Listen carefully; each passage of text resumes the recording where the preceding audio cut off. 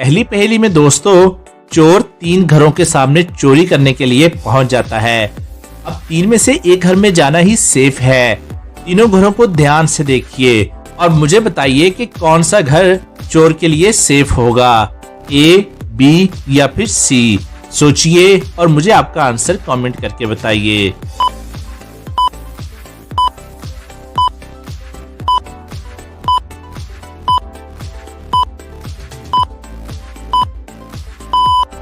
चलिए अब इसका आंसर देख लेते हैं। पहले घर की लाइट ऑन है और बाहर चप्पल भी रखे हुए हैं, मतलब घर पर लोग हैं, तो ये घर में जाना सेफ नहीं होगा। दूसरे और तीसरे घर की लाइट्स ऑफ हैं और खिड़की भी खुली हुई है, लेकिन दूसरे घर में कार के निशान हैं और कार नहीं है, मतलब दूसरे घर वाले के पास कार है और वो अभी घर पर नहीं है, मतलब वो कहीं बाहर गया हुआ है।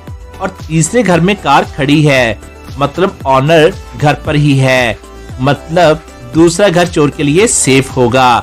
चोर घर में घुस जाता है और बहुत सारी चीजें चोरी कर लेता है। क्या आप चोरी से पहले और बाद के इमेजेस को देखकर बता सकते हैं कि घर से कितनी चीजें चोरी हुई हैं? आपका आंसर कमेंट करके बताइए।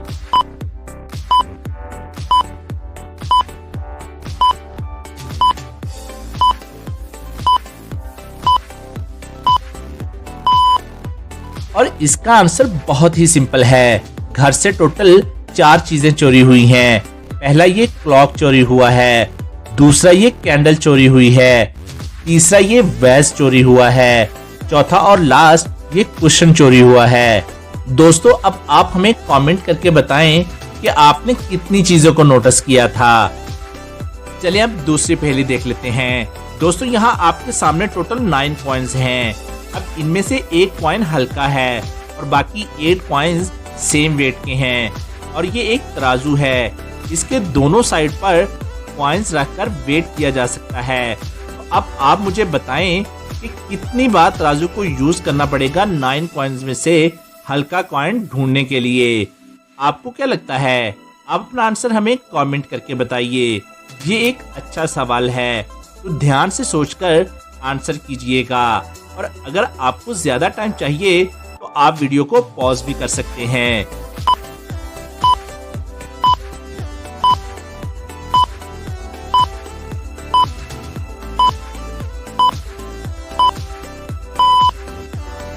चलिए अब इसका आंसर देख लेते हैं। हमें बस 2 बार तराजू यूज करना पड़ेगा हल्का कॉइन ढूंढने के लिए। चलिए देख लेते हैं कैसे। हम 3-3 के 3 सेट बना लेंगे। अब पहले तो सेट को लेंगे और तराजू के एक तरफ 3 कॉइन्स रख देंगे और इसी तरह दूसरी तरफ 3 कॉइन्स रख देंगे।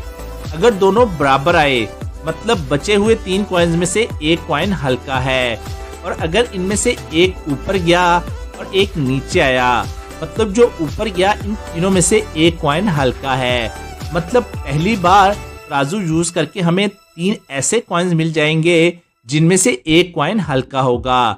अब यही स्ट्रेटजी वापस यूज करेंगे और एक एक कॉइन तराजू के दोनों तरफ रख देंगे।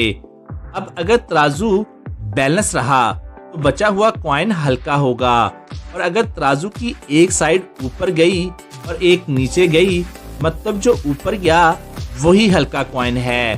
तो बस 2 बार में हमें हल्का कॉइन मिल जाएगा। चलिए अब तीसरी पहेली देख लेते हैं। लाहौर शहर में इलेक्ट्रिक कार का एक बड़ा शोरूम ओपन होता है। कई लोग शोरूम में कार्स देखने आते हैं। रेहान और अली भी कार देखने के लिए आते हैं। रेहान टेस्ट ड्राइव के लिए कार के अंदर बैठता है। तभी अचानक लाइट चली जाती है। जब लाइट वापस आती है तो रेहान का देखते हैं कि मर्डर हो गया है। वहाँ इंस्पेक्टर तनवीर भी कार देखने आया होता है। वो फौरन से सीन पर पहुंच जाता है। आसपास खड़े 3 लोगों से पूछताछ करता है। अली कहता है, मैं तो साइड पर लोन के लिए बैंक वालों से बात कर रहा था, मुझे कुछ नहीं पता है। मैनेजर कहता है, सर मैं रेहान सर को कार की प्राइस और EMI के बारे में बताया और फिर दूसरे कस्टमर को देखने लग गया। मैकेनिक कहता है, सर मैंने तो रेहान सर को पेट्रोल टैंक और कार एफिशिएंसी के बारे में बताया और फिर वहां से चला गया। इंस्पेक्टर फौरन से समझ जाता है कि खूनी कौन है। कैसे? क्या आप बता सकते हैं? आंसर हमें कमेंट कीजिए।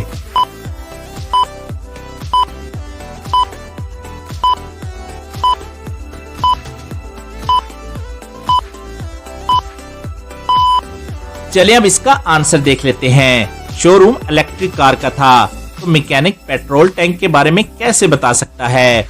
वही वो पकड़ा जाता है, इंस्पेक्टर उसे पकड़ लेता है। चलिए अब चौथी पहेली देख लेते हैं। एक औरत पुलिस को कॉल करती है और बताती है कि वो रास्ते से जा रही थी, तभी पीछे से एक चोर आया और उसका पर्स छीनकर भाग गया। उसमें उसके पैसे, क्रेडिट कार्ड और मोबाइल फोन था। पुलिस कॉल पर ही समझ जाती है कि लेडी झूठ बोल रही है। पुलिस को ऐसा क्यों लगा कि लेडी झूठ बोल रही है? क्या आप बता सकते हैं? आंसर हमें कमेंट कीजिए।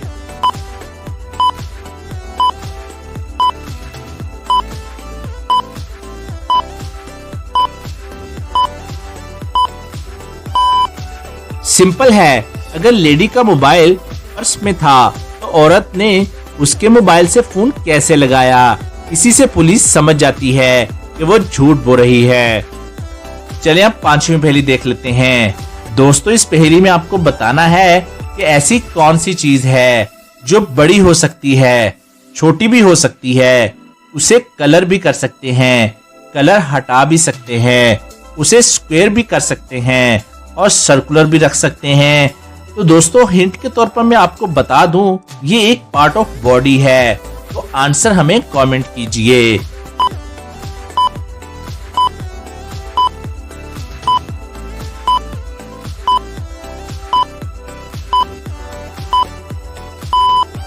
और इसका आंसर है नाखून यानी नेल्स। चलिए अब इंटरेस्टिंग और लास्ट पहेली देख लेते हैं। इन तीनों को ध्यान से देखिए और मुझे बताइए कि इन तीनों में से कौन बच सकता है, ए, बी या फिर सी। अच्छे से सोचिए और मुझे आपका आंसर कमेंट करके बताएं।